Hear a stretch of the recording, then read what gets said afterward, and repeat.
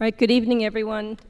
It is 7:30. I'm going to call the meeting to order. If we could please stand for the pledge.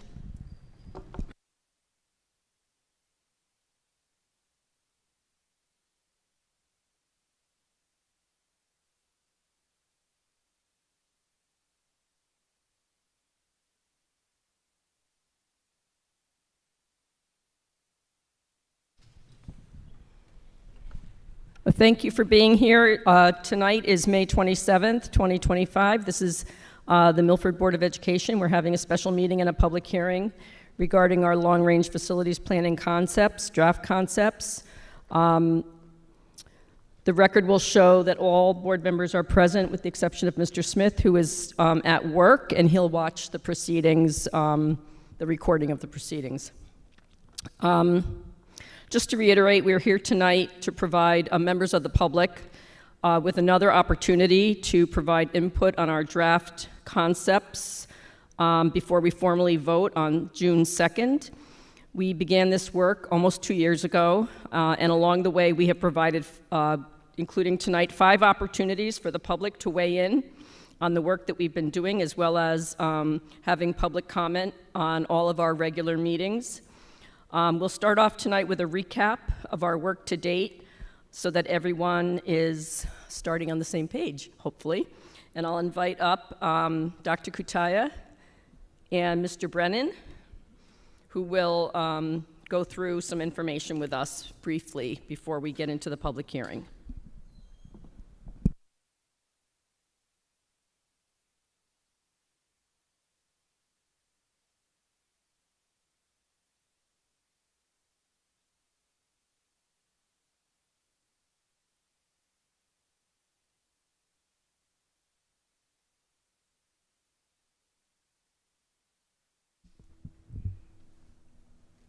Great, can everyone hear me? Thank you. So there is a QR code for you to scan if you want a digital version of this. It'll be available on our website, and there are also paper copies. If you've just come in, Ms. Griffin, I saw a couple other people come in. Are they available at the back? Yes, they are. Okay. So there are paper copies available at the back of our presentation. The sole purpose of this part of this evening, Mr. Brennan and I, our Assistant Superintendent for Business and Operations, is to provide you with just background information before we get started with the public hearing. So I'm going to go over a couple of pieces of information, go way back to when this first started. We set out on this journey starting in October of 2023, so I think it's about 18 months. And on this particular timeline, you'll see that the yellow stars represent the number of times that the Board of Education met with this item on their agenda for some sort of discussion and or a full session, such as a workshop. You'll note since October 23, the Board of Education discussed this in some format 16 times over the last 18 months. In fall of 23, we started the process with trying to understand what is the capacity, the current educational utilization of space, what is the capacity of our buildings today in 2025, which didn't always represent what the capacity may have been when they were first built way back in the 50s or whenever it may have been built. We also had an updated enrollment projection, which I'll go over in a few minutes, completed at that point. We do have enrollment projections completed annually, so that's not the only time we take a look at enrollment, but that was a more comprehensive look at the district for the next 10 years of enrollment. Then in June of 24, our team presented to the Board of Education what our 5-year plans were. I'll go over that in a minute. Summer, we brought on an expert to take a look at what the conditions of our buildings were. So a team of engineers, architects, et cetera, to take a look at, so if you have a building like Foreign, what's the condition of Foreign and what would it cost to maintain it and keep it up to snuff for the next 10 to 20 years. So the Board of Education has all of that information on each one of our facilities. And then the board launched into getting more specific information from our community. So we launched a survey that was pushed out to all of Milford, and we also conducted focus groups. We had 2 consultants invite individuals from different stakeholder groups and actually have one-on-one or small group conversations about what our community is looking for in terms of facilities. Then in January 25, we launched a Community Conversation 1. March 25, there was a Community Conversation 2. Saturday morning at each one of our high schools, we broke up into small groups and we asked very specifically for feedback on a couple of things, including the concepts that are before us this evening. And tonight, here we are, hoping to get more information from the public so that the board can finalize some drafts next month. What will happen next, and we'll talk about this again in a little bit, we're actually going to bring on a multidisciplinary team after the board decides on concepts to evaluate potential sites and suggestions for timeline and specific costs and how to move forward, what it would cost to move forward. So let's talk about the facility utilization study a little bit more specifically. It was conducted by a third party group that is much more familiar with school, the actual bricks and mortar of a school building, a company called SLAM that has many, many decades of experience in the world of education. They determined that our elementary schools are projected to average about 84% utilization over the next decade. In the world of education, we like to see buildings utilize no more than 85 to 90%. One, flexibility of programming and flexibility of potential growth in the future. They concluded that our middle schools are projected to average about 77% utilization over the next decade, and the high schools on average about a 67% over the next decade. In the world of enrollment projections, again, SLAM conducted the enrollment projections for the next 10 years.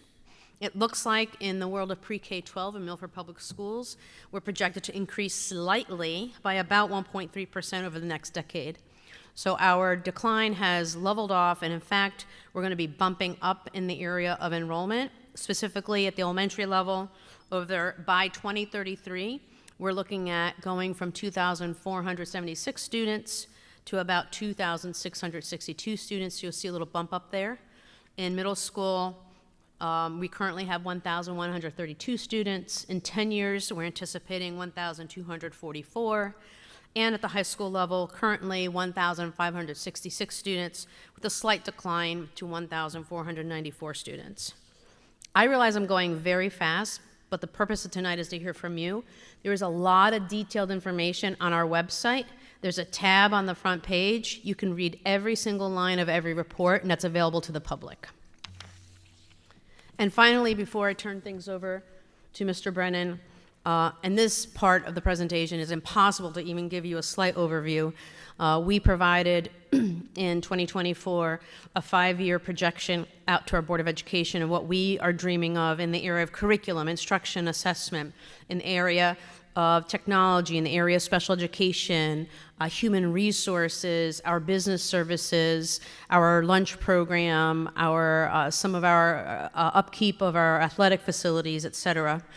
What we like to think from the perspective of education is that that is what's going to be at the center of our decision making.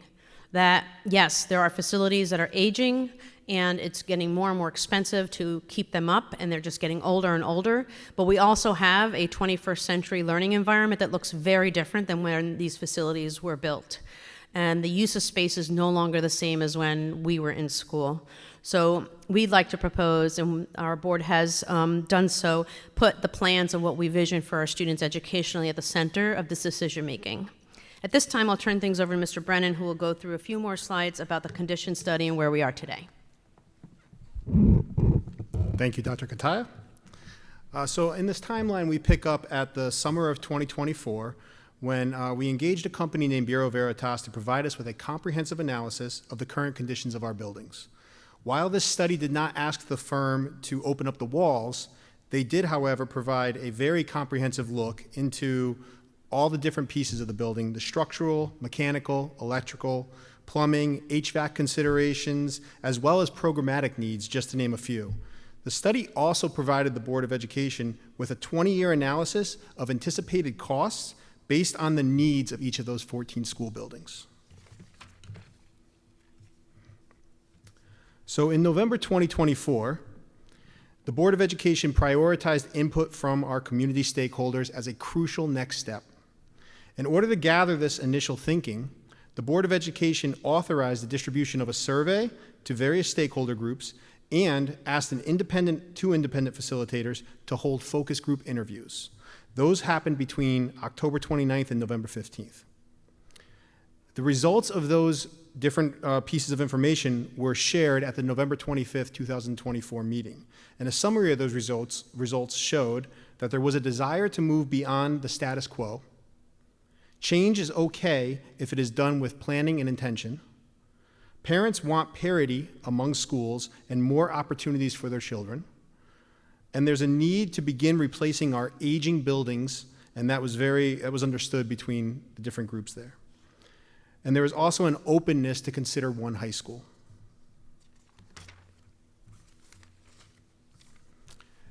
In January 2025, the Board of Education wanted to provide more opportunities for input from our stakeholders.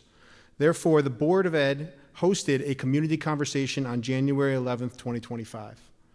The board presented 4 potential approaches for a long-range facilities plan and gathered input from the attendees that afternoon. The small group breakout sessions reflected common feedback. Parity is desired among schools. The current configuration doesn't address growing needs of our community.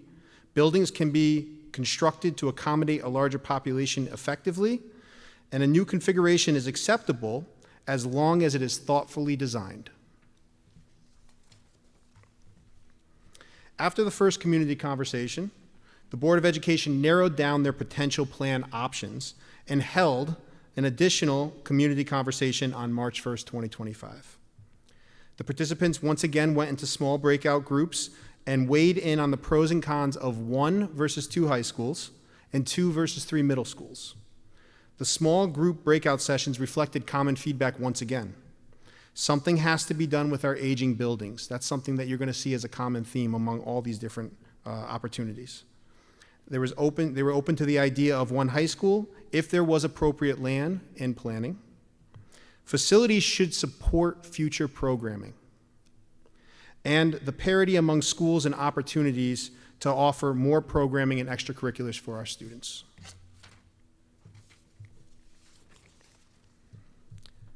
So recently, in a special meeting on May 19th, 2025, the Board of Education finalized its draft for the long-range facilities planning concepts. As you will see up here, the draft is 1 high school, 2 middle schools, and 6 elementary schools. At this meeting, the Board of Education also discussed a contingency plan. If no appropriate land is available, the Board of Education will explore what upgrades or renovations would be required to sustain the existing 2 high school buildings, whether it makes more sense to operate 2 or 3 middle schools, and how best to configure the district to support 6 elementary schools. That brings us to our next steps: to conduct a public hearing, which is this evening, to receive feedback on these draft concepts. Next, the board will adopt final concepts at a special meeting on June 2nd, and then we will put out a request for proposal to look for a multidisciplinary team to evaluate potential sites, suggest a timeline, and outline specific costs. At this time, Ms. Glennon, I would like to turn the meeting back over to you.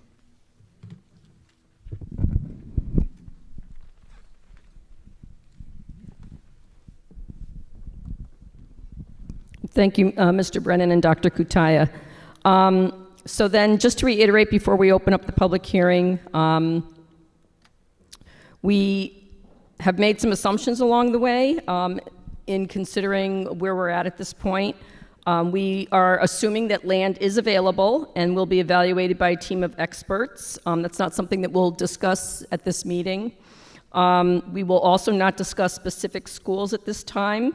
When we bring on a team of experts, they will provide us with a roadmap, so to speak, for whatever configurations and concepts we put forward.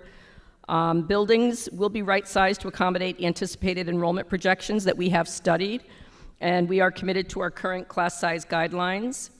We do know what the general costs are, and all of this information is on the district website. We have a comprehensive web page on the Milford Public Schools website. Specifics will be developed during the design phase. And we've repeatedly been advised by demographers that the current 1 and 2 bedroom apartments that are being built around town will not have a significant effect on enrollment. As Dr. Kutaya said, we are constantly looking at enrollment projections. The projections that we have from the SLAM take us out 10 years from 2023, so those projections will be updated. But we have found in the past that the projections provided by this firm have been pretty accurate. We are here to listen this evening. If you have any questions, we will make note of them, but the purpose of tonight is not for a question and answer period. We just really want to hear your thoughts on the work that we've done. Again, we've been working on this for almost 2 years now. We've put a lot of time and effort into it. We've looked at a lot of data, and we are just very interested in continuing to hear from the public. So as I said, this is the 5th opportunity for the public to weigh in. Just to read our general public comment statement, this hearing is to provide the community with the opportunity to offer objective comments about the long-range planning facility concepts. The Board of Education welcomes and appreciates your comments and opinions. The hearing does not allow for two-way conversation between speakers and the board, but all comments will be considered and questions will be noted. Please note the hearing will be televised and live streamed on YouTube, and it will be archived, so you can go back and listen again. We ask that you state your name and address for the record and try to limit your comments to around 3 minutes if you could. So we have a microphone at the center of the room. We welcome anyone to come up and state your name and address and provide us with any feedback you'd like to share.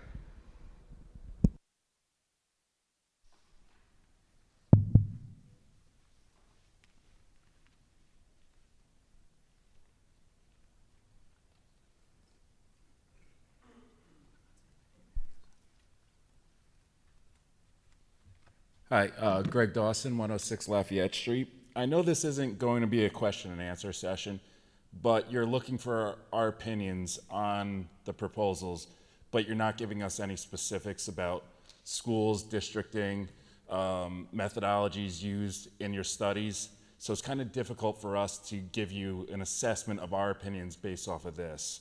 But one question that I did want to ask, and I was hoping to get information about, I noticed in your slides you mentioned a lot of potential appetite for one high school. Was there any discussion about reducing 3 elementary schools? And what was the public sentiment on that? Because I didn't see any information on that on your slides. The other question is, what factors were going into the decisions on the closures of the schools, specifically the elementary schools, and the consolidation from 2 high schools that are properly sized to 1 larger high school? Having gone to Hamden High with about 2,000 students, I could tell you that is not a good idea. There's studies out there that are saying the best cap for a high school is about 800 students, and you're looking at 1,400. So I'm just wondering where these thoughts came from, what was the methodologies behind it, and if you want to give us an opportunity to give you your opinions, I need to have more information than you're providing.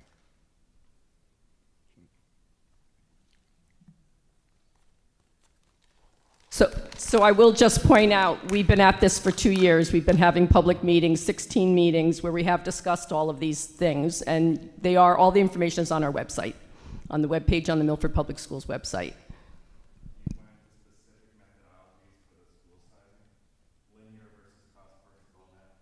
We looked at information about school sizing, yes.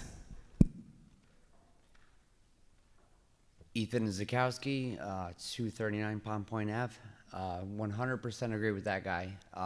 Yeah, everything you guys have said here, it's online. So there's no reason for you guys to come up here and repeat exactly what we can all go online and see.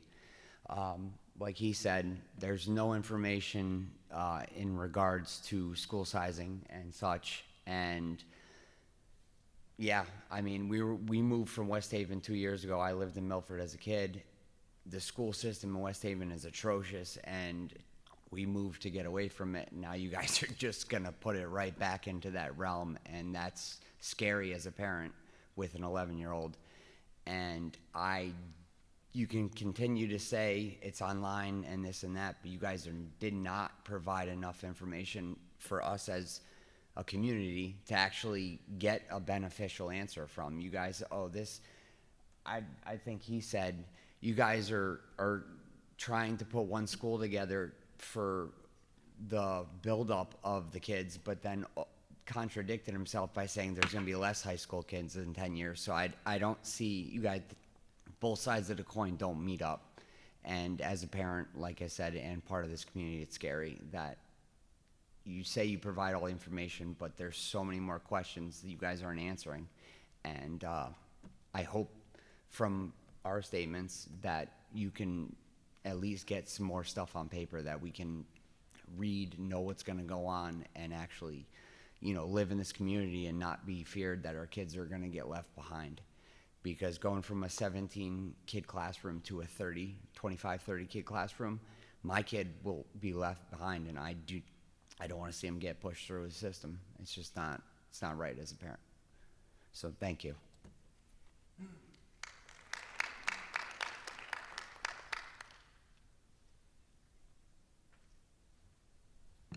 Good evening, members of the board, superintendent, and community. My name is Alia Siraj. I live at 22 Old J Terrace, and forgive me, I'm a little hoarse. I'm the parent of a rising 7th grader at Harborside and a rising 4th grader at Orange Avenue, former Milford School System student myself. I understand that the plan to build a new consolidated high school does come with the promise of future benefits for our students and our community. As an employee at Google, I'm witnessing every day the changing impact of technology on our workforce, our communities, and our society. And I am hopeful for the enhanced opportunities that a modern facility can offer. However, my purpose in speaking tonight is to address this critical interim period between now and then. The time when our existing schools are still operating in an environment where we struggle to fund the budget fully year after year after year. This is not a short period between now and when the new schools are either updated or constructed. And the students currently enrolled in our schools deserve the board's focused attention and commitment to ensuring that their educational experience is not compromised, but that they continue to thrive. I, along with many other parents, have several pressing concerns as we move forward. First, regarding academic stability and quality. While we build for the future, we cannot afford to neglect the present. I will not ask for answers today, but please consider how the board will guarantee that current schools will maintain their full range of academic programs, including AP and elective courses, without additional cuts or reductions during the transition. What specific strategies may be implemented to support and retain our excellent teachers at both schools, ensuring their morale remains high and that they don't seek opportunities elsewhere due to uncertainty about their future in our schools. Our students depend on them. Second, concerning student well-being and equitable support. This transition will naturally create anxiety for students. I know that my daughter in 6th grade, upon hearing that Harborside might close this year, experienced insane stress that was very difficult to work her through with unknowing whether or not that would come to fruition this summer. So as you build this plan, please consider what comprehensive plans will be in place to support student social and emotional well-being at the existing schools during the period of change, and to ensure that resources from classroom materials and technology to counseling services and extracurricular funding are distributed equitably between the existing schools so that one is not favored over others during this transition period. I, as a parent, am asking for assurance that the needs of our current school students will remain a top priority so that I am not forced to seek alternate educational options, private or charter or otherwise, which I will be honest with you, for the first time are now deeply in my consideration set because I am nervous between now and when my daughter enters what is supposed to be Jonathan Law High School. We need to know that their educational journey will continue to be rich, supportive, and equitable, even as these significant changes are on the horizon. I urge you to integrate clear, actionable plans addressing these concerns. Our children's education in the coming years is just as important as the education of those who will walk the halls of the new school on its opening day. Thank you for your time.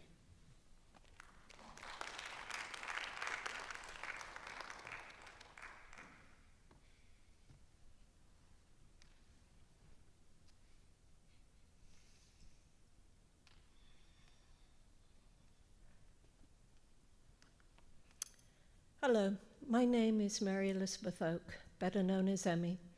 I live at 30 Dorinna Place here in Milford. I've lived here for about almost 8 years. The last 2 years, the board has known me because I've turned up at your meetings. And as you've discussed this over every single meeting, yourselves as well as to the public, I think I've only missed one meeting. And I've witnessed how you've looked into everything in tremendous detail, finding it very difficult to make decisions, going over things. I appreciate what you've done. I understand the first two speakers' concern. I'm less concerned because I've fed myself the information. I don't necessarily go looking online, I go in person. The reason being, I am a dyslexic. I was classed when I was 15 at an 8 or 9-year-old at be able to read and write. I was so grateful to find out I got the help I needed. I was lucky I had a grandmother who fed the money in for me to learn. I ended up in this country because it was better to teach me. At the time, when I was 8 years old, was a class of 20, and it went up to a class of 40 into a very big school. And there were 3 groups of us of 40 for 1 year. I sat at the back of my class and failed. Again, before I found out I was dyslexic, a grandmother paid for my education to go into private school, so I was in a smaller class. So I limped along. But once I found out, I just ran with it. I ended up with a BA with honors, 2 masters, and a partial PhD. I crawled up from being a dyer in a dye house to second in command of one of the biggest carpet design studios in this country. I know how important education is because I sat on the board of directors for adults with learning disability. So that's why I turn up at your meetings, because I'm concerned, because as a dyslexic, we learn differently, very repetitively, from A to Z in an orderly fashion. When it's haphazard, it doesn't work. But I also learned when I was on the board of directors that it happens to other forms of learning disabilities. And I realized kids do not come prepackaged. And I've witnessed you looking at everything. I do have a concern of one big high school because of the size of kids feeling lost. As long as the design allows that community of that massive number to still feel not so big that it's intimate, I would go for it with everything else there is. If the land is there, and I know that's the next hitch, I just want to say thank you. Bye-bye.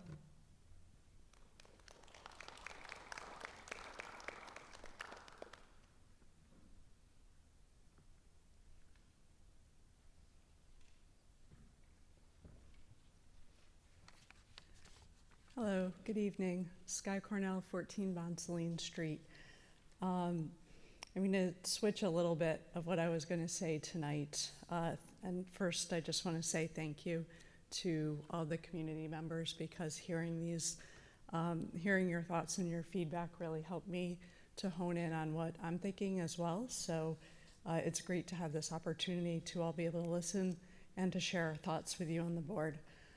I came tonight to share my support for moving forward with the detailed concept, the detailed assessment that you're planning. I think looking at the costs and the land options available for this concept that you've put up really reflects everything that I've heard in, all of the sessions that I attended. And the things that I heard, I was really surprised, frankly, by how open people were to one high school. I kind of walked in. I didn't grow up in Milford. We've been here for 20 years, but I didn't grow up here. I didn't attend the schools. So I was really surprised by that openness. And at the same time, there was a little bit less of, a little bit more concern in talking about the 2 or the 3 middle schools. So for that reason, I really think everything that you've put up here reflects what I heard in the sessions, and I support going forward with learning more. I'll just reiterate one of the main reasons that I'm in support of looking at these options is, one, because I learned a lot about how you can design a school so that children don't get lost, and also looking at the opportunity to recognize, more of the opportunities for children. If we have fewer schools, we can put, we can really put more options into those schools. And we can recognize the efficiencies that we're looking for as a community, but we can really offer those opportunities to our students. So everything that I heard in those sessions was about quality. It was really about quality and design and planfulness, which is something that I have heard you say over and over again as I've been watching these sessions. And of course, the potential for efficiencies in the long run. So that comes back to just 2 other things that I wanted to mention. One, I do feel that it's hard as community members, I think anyone when we're talking about this much money, to wrap our heads around the idea that renovating multiple buildings can come into the similar ballpark to like building a new building. It just, you hear renovations, you hear new build, and it's hard to wrap your head around. So I think the more that you can come out of assessing this concept with really clear information about simple, clear comparison information about short and long-term efficiencies, and also the plans that you'll be doing to ensure that the current students are really cared for in the meantime, which I have heard and seen from your board meetings. I think that will be really helpful for people to wrap their head around what you're considering. And the second, and this goes to the 2 gentlemen who spoke at the beginning, I realize you've been putting out a lot of information. I've seen the information that they mentioned as well, but yet we know how hard it is. We know how hard it is to be able to look for everything, to attend everything.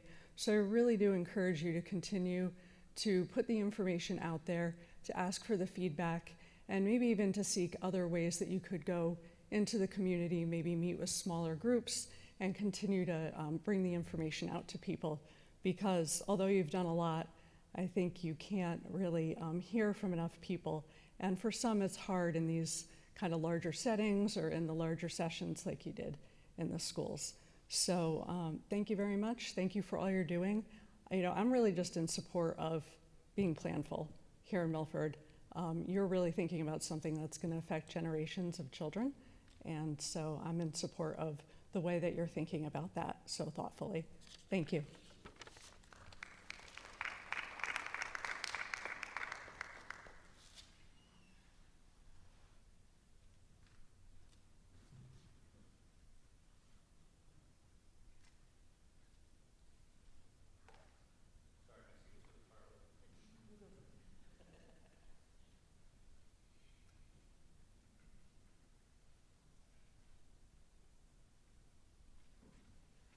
Good evening.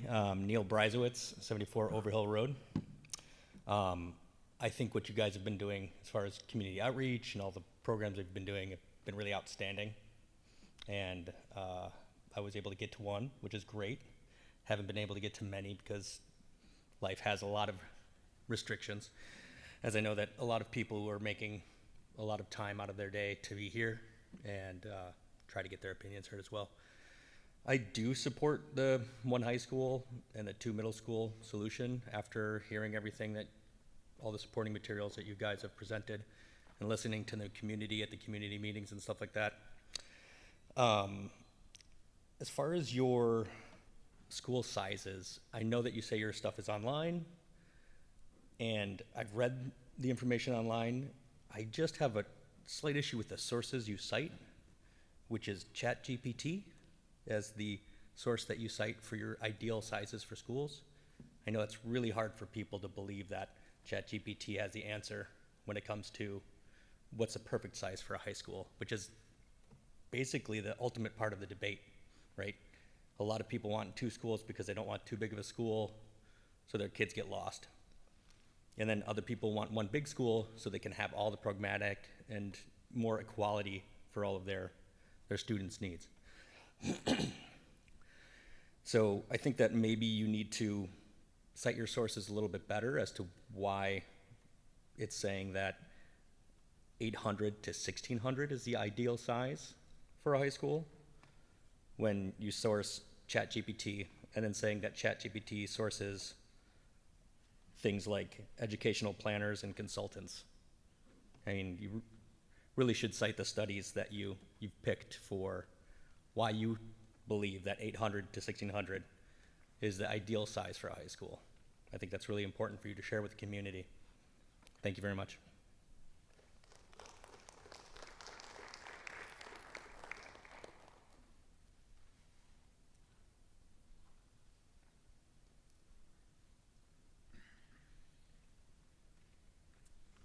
Good evening. Marie Reshank, 32 Center Street. I don't have children in school. In fact, as a taxpayer, I've just in the last few months found out about what's going on. I never saw a survey. I can appreciate the hard work you do. I've never seen anything. I haven't gone on a website. I'm just throwing it out there. I taught at Jonathan Law for 40 years. I probably knew every kid, even though I didn't teach every kid, because they were in the hallway. The building was small enough that you could nab somebody and then make them run the track if they were bad after school. I can't imagine 1,600 kids in a school. And I just wanted to tell you, as an educator, and I know something about the building would, I don't know, I just can't imagine. Physically, I could get around Law, and run everywhere and track kids down. I can't imagine a school that big. And I just wanted to share with you, as an educator and as someone who, taught for 40 years. And I also would just like to remind everyone, Milford High couldn't be repaired. And I guess it could. So I just want to throw that out there. Thank you for listening to me. And as I said, I can't imagine, I know I've gone through NEASC. I mean, the work you've done, I do appreciate it, but I couldn't sit down and not say something. So thank you very much.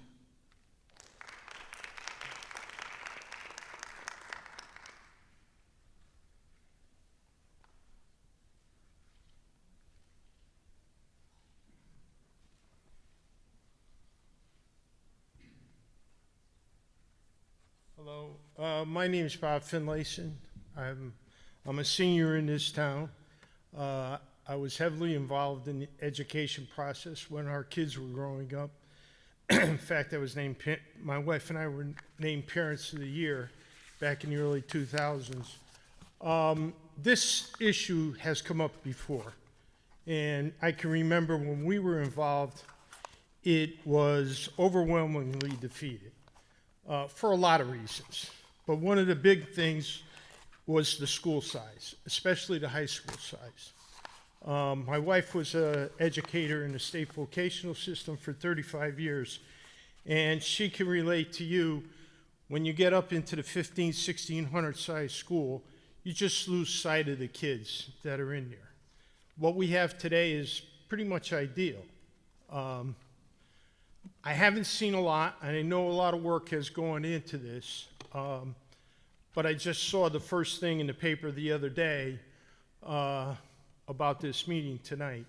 One of the other issues is if you go to a 2 middle school program and you've got ideal facilities at the high school today, athletic fields, you got state-of-the-art stuff.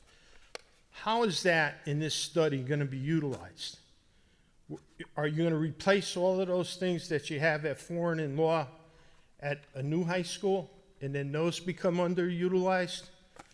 Or are you going to create programs for the kids in the middle school to participate in that kind of stuff? But as the speakers talked before, every year we're struggling with the budget, and we take money out of the budget. For an example, our preschool this year. You went from having a transitional program and you had different programs at different schools. You went to one school, you provided busing, but you took away the transitional all-day program. Now you got kids doing the same program for 3 years. And, you know, that's not right. You know, you're not serving the public there, and you're not serving the community. I'm just not, I prefer, and one of the other things is our property values are based on our education system. We got one of the better education systems around, and that's why our property values are where they are today. We go to this concept, what happens? Has anybody looked at that? That would be one of the things. And I'm pretty surprised that we have the turnout we had tonight. I would have expected a lot more people from the community of my age looking at, okay, where are they going to put this thing? What is it going to look like? And we're pretty much going right down the road, and we're not, you know, a lot of the population in this city is not aware of this. Thank you.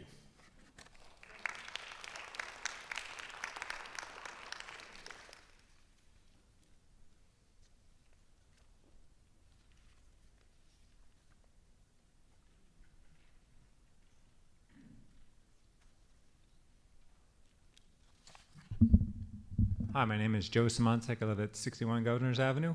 And I appreciate all the meetings. You have done a good job, I think, of having a lot of meetings and getting a lot of input. So and this has been going on a long time. So there's been conversations for a long time.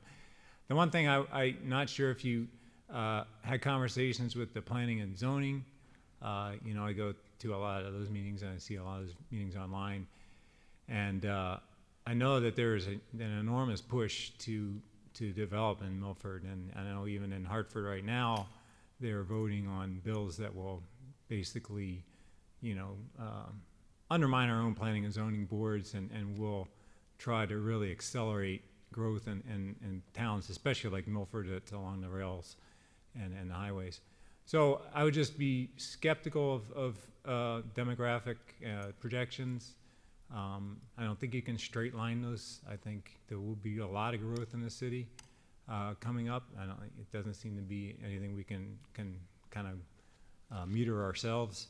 So I would just bake in, if you do go to one high school, you know, whether you do that or have two high schools, but just I would definitely bake in, you know, an engineering factor to say, hey, these demographics they're taking into account kind of how we have been and not how things are going to be, given the pressures that will come on to us.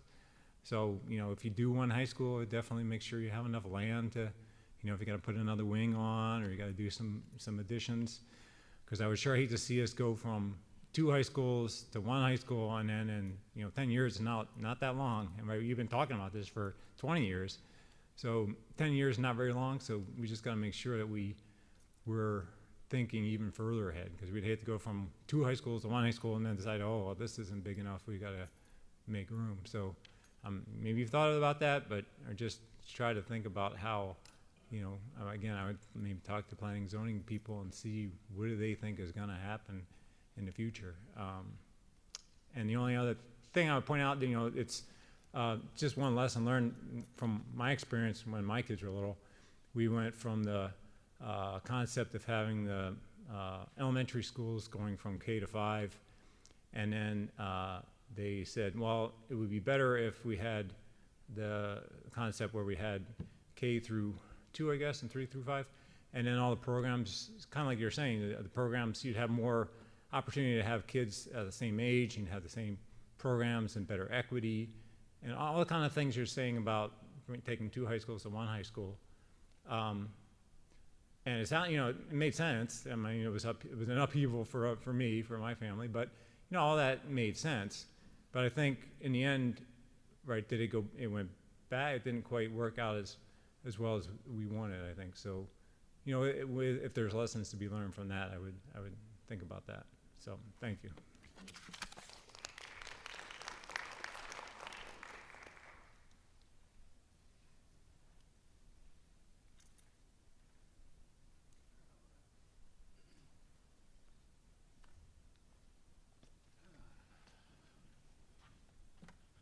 My name is Carl Blandina, 53 Orland Street. I've been going to the Milford Well, I was a student here in Milford from Seabury School, Meadowside School, and Milford High School. I've also had the distinct pleasure of going to schools in New York City, and simply put, you have 25 plus children in a class across the board. It is far worse than having the current status of the high schools, I'm going to talk about high schools at the moment, of 20 to 15 children per class. I've also, my stepson is graduating from Foreign High School this year. I think his grade .0 is 4.2 something. Eagle Scout, the whole 9 yards. No one is complaining about the level of education that the current students have been getting for the last 10 years, because I also have other friends that have, their daughters went through Jonathan Law, and those children are now graduating college, and they were thrilled. And the simple number is smaller classrooms, better attention span for the student and the teacher to do their job. Also, I'd like to also point out, my wife is a Stratford High School history teacher. They built a whole new school. From day one, and I'm not exaggerating, the school was too small.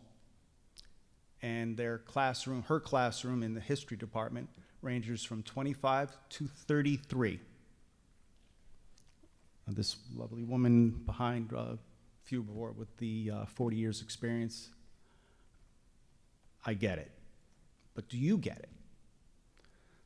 I've not heard in your website what the total numbers are as far as cost.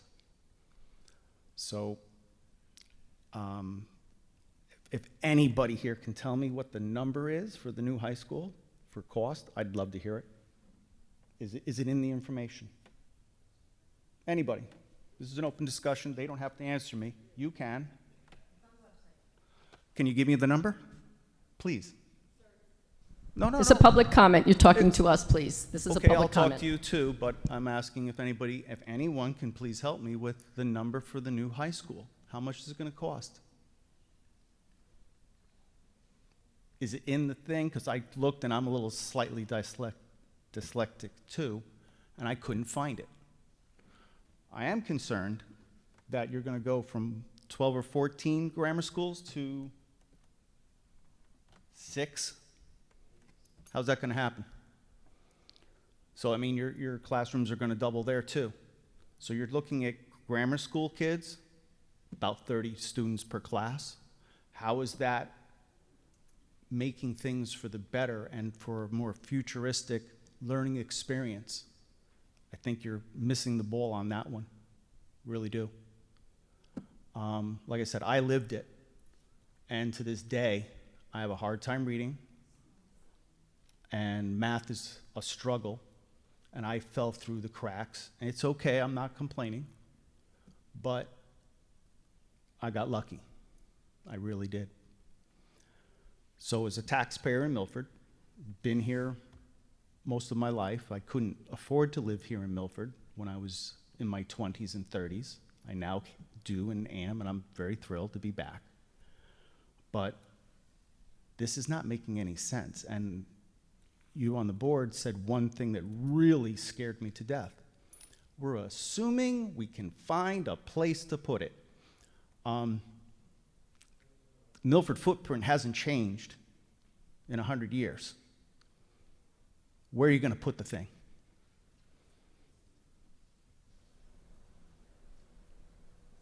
Okay, no answer. I understand. Sir, we said at the beginning that we will be working with consultants regarding the land, but you're over your 3 minutes. You ready to wrap up, please? You bet. Do you want me off? That's okay, but thank you.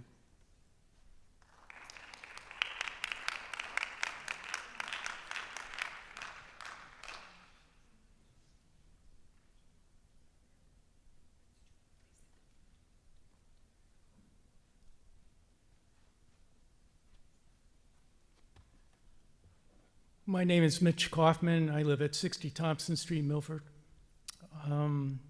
First thing I just did a quick Google check for the gentleman that just spoke, and there was a Connecticut Post article that indicated the cost for a new high school in Milford would be $200 million. They also spoke about renovation costs for existing in that article, and that ranged from 30 to 80 million per high school.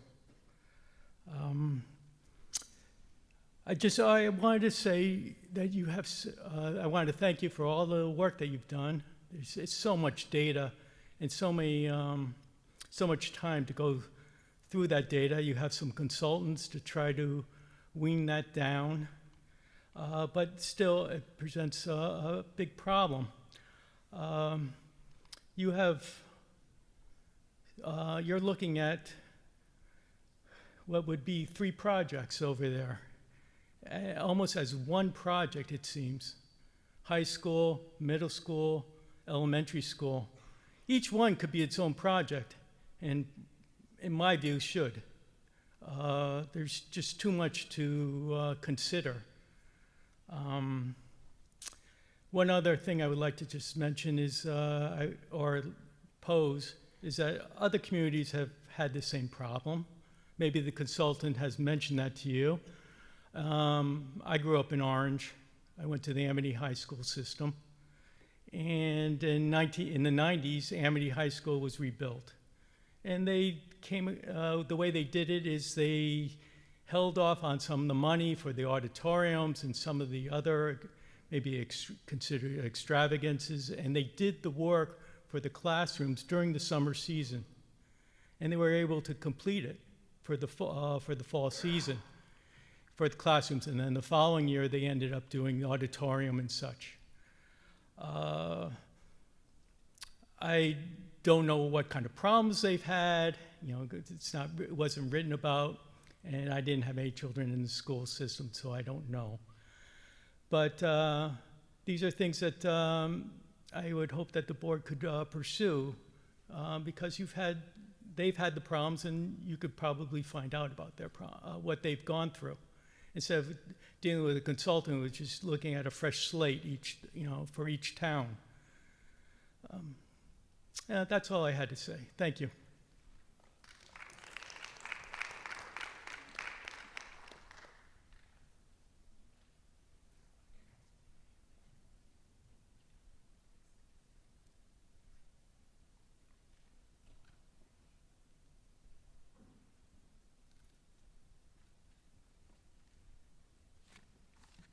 Hi, thank you for having all of us. I've attended all of your in-person meetings at the different high schools and really appreciated the opportunity to attend those, to be part of this community planning. Personally, just got me really excited about it. I came out tonight hoping, I totally misunderstood what this was gonna be. I was hoping to hear more information from you regarding what your decision was, and so that didn't happen. That's okay. It's okay, however, I wasn't gonna speak until you said, oh, talking about the land is off topic, or we're not allowed to talk about it. Well, what do you mean we're not allowed to talk about it? So first of all, it's a public hearing. Second of all, I didn't introduce myself, so my name's Marion Russo. I live at 3 Butternut Lane, and my son Tyler is at Harborside. I am a taxpayer, a homeowner, and one of my biggest things when you put Harborside to the side is the land. That's really all I care about. I want to know where you're finding this magical land. Except, as somebody said before, guess what, guys? We're standing in the magical land. Because if you want one high school, you're sitting in it. Our government is using the one high school that Milford had because at some point it didn't work. At some point, this was probably happening, and Milford went to 2 different high schools. And equitable, putting one on each side of town, yes, that's equal. Putting it in the middle, where we're standing today, again, I'll say, okay, that could be equal. It probably depends on where in Milford you're coming from. But other than the middle, it's not going to be equal at all if you go a little bit to the right or a little bit to the left. So if you're going to build one, I would say get the government out of this building, make them go rent on Wheeler's Farm, that beautiful building that's been mostly empty for 20 years. I think there's a radio station in there. And get your property back. Because also attached to this area is Harborside. The families at Harborside absolutely love Harborside. We love it there. We love our faculty, we love our building, we love our area. The very first thing my son said when I drove him to school in 6th grade was, "Mom, I get to be in the center of town. This is pretty cool." Yeah, it is pretty cool, and it does mean a lot to the parents. And again, it's centralized. So I don't know why land is off topic. Land is really important. In addition to that, the communication with Harborside parents has been pretty much, it feels non-existent. And you guys have to understand that our children are struggling, and we as parents are struggling. I'm even struggling thinking about my neighbor's children and how they don't even get what's happening right now. They don't even understand. They're not here because they don't understand that in 2 years from now, when their children have been told this whole time, you're gonna go to Harborside, you're gonna go to Harborside, that's where you'll be. Oh, that's gonna be your middle school. And then bam, like it happened to us to have to come fight for our school, they all of a sudden may not be going to Harborside. So please have more communication as far as, we don't know what's gonna happen, but hey guys, hey parents, start preparing your children for different conversations on what middle schools might look like, because this is the possibility, this is what's happening. I think you're not full tonight because as good of a job as you've done getting the word out, it's not really out everywhere. It's out, the people who it's really impacting are the ones who are showing up. Like, there's so many people who have no clue. Like I said, I'm following, I go to all your meetings, and I didn't even understand what tonight was. Thank you for listening, and thank you for having tonight. I appreciate it.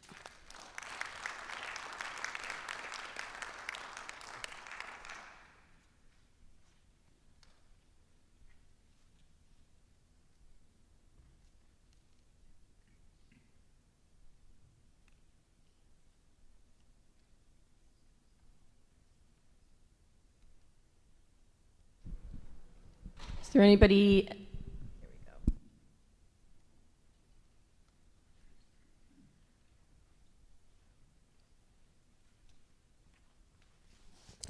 Hi, I'm Juliana Dawson. I live at 72 Lamplight Lane. And I have 2 children at Harborside. I understand that, you know, from the meetings that I've attended that you've had before, thank you, by the way, for having those, that really my kids will probably be out of school before this kind of takes effect. But just thinking about the other... Excuse me, could you just move a little closer to the microphone so we can hear you a little bit better up here? Thank you. Do I need to start over or? Okay. Hi, I'm Juliana Dawson. I live at 72 Lamplight Lane. I have 2 children who attend Harborside Middle School.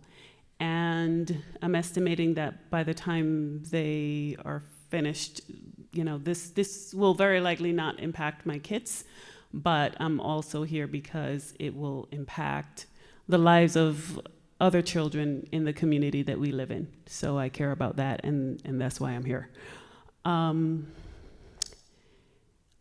Listening to some of the other speakers, a couple of things came up for me when I attended the first meeting that you had. One of them was what was the source of the numbers that we were given that were indicating that X number was the ideal number for this type of school or that type of school. That's a very important point. So I want to repeat that so that you can take note of it and maybe then look at it, and I could reach out to my appropriate persons and learn what the answer to that question is. I think that's an important question for us to know as people in the community. And the other piece that also stood out for me tonight from the person who spoke just before me is that the building that we're in right now, you know, when I kind of heard that concept before, it didn't resonate with me as much as it resonates with me now as I'm sitting here and listening to it. And something really connected for me on that, being a person who chose to leave New York and purchase right here in downtown Milford. There is something about choosing Harborside Middle School as a school based on, you know, everything about that school and about this area in downtown that is important for the people who choose to purchase property and own property here in downtown Milford. And me being one of those people, for me, that's important. So even though, like I said at the beginning, it may not be impacting my children in school, and I care about how it will impact others in the community,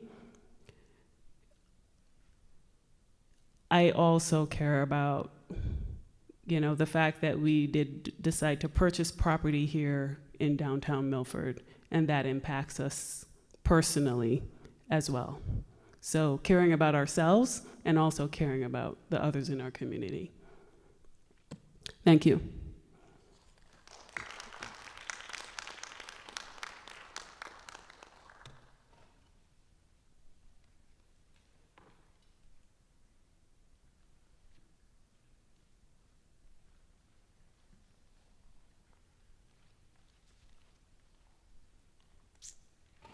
Hello, board. Nicole Flowers, 54 Maple Street. It's nice to see you all again. Feels like I've seen you a bit this year. So I attended both community conversations, which were, as one person said, I think 2 people ago, were actually really exciting. It was really exciting to be involved with the future of Milford education. I enjoyed the breakout groups. I think everybody who attended, which was kind of a small amount of Milford parents, but everyone who came was very well spoken, had really great ideas. It was really interesting to me that this one high school concept was discussed and was as well received as I think it was. I personally went to a high school in California that was considered small. There was about 2,500 kids in the school. I know there's neighboring high schools to my town that have now over 5,000. But that's California, that's one person. Like, I had a great high school experience. So I am for a one high school, as long as it is done thoughtfully, et cetera. The one thing that I kind of want to point out is we're on year 3, and this is not actually against you. Like, you're having to deal with what the Board of Finance and the Board of Aldermen are doing with our education budget. But we're on year 3 of that budget being not fully funded, as you're well aware. At the community conversations, one of the comments I said twice in each meeting was that I feel that Milford is not being very transparent. The government of Milford is not being transparent of what they want to do with Harborside. I think they want that land, I think they want to sell it, and I think they want to put apartments up. And I think you all are being stuck with a raw deal of having to make really tough decisions for our kids because there is an agenda that this town wants. And I just want to say that out loud because I think it's important to be said. So that's that. Thank you.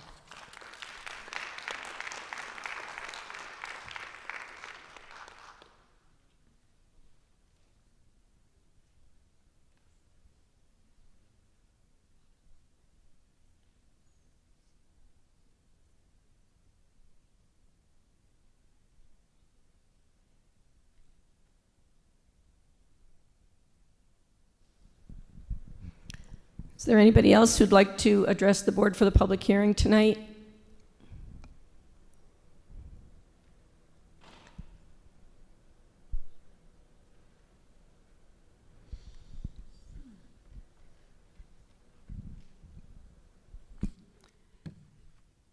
I don't know if I'm allowed to come back up here. Juliana Dawson, 72 Lamplight Lane again. If that's the case, then I'd really love to know. And whatever the truth is, like, just tell the community what the pros and cons are for whatever it is.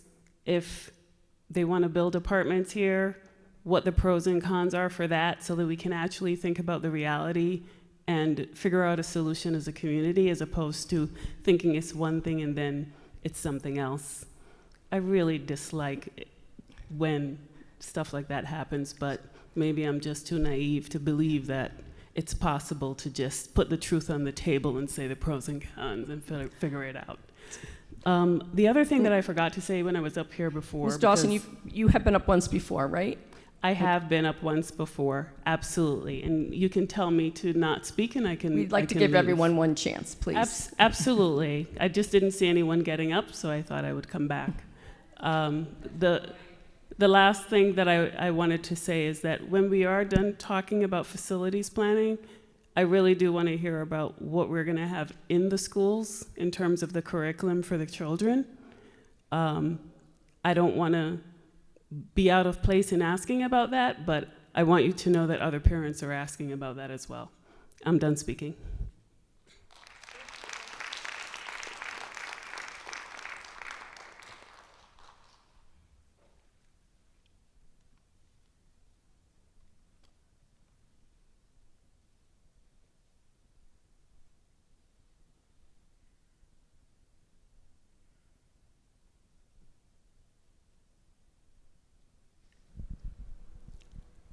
Is there anyone else who'd like to address the board?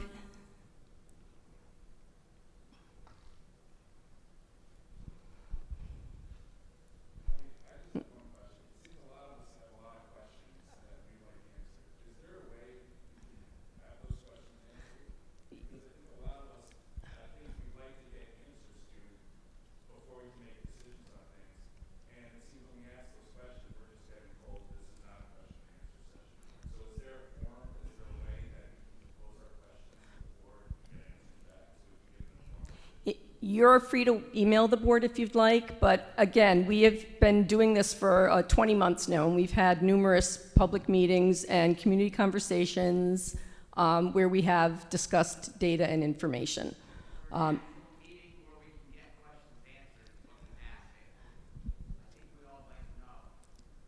We're at the end of this process at this point. We're developing concepts.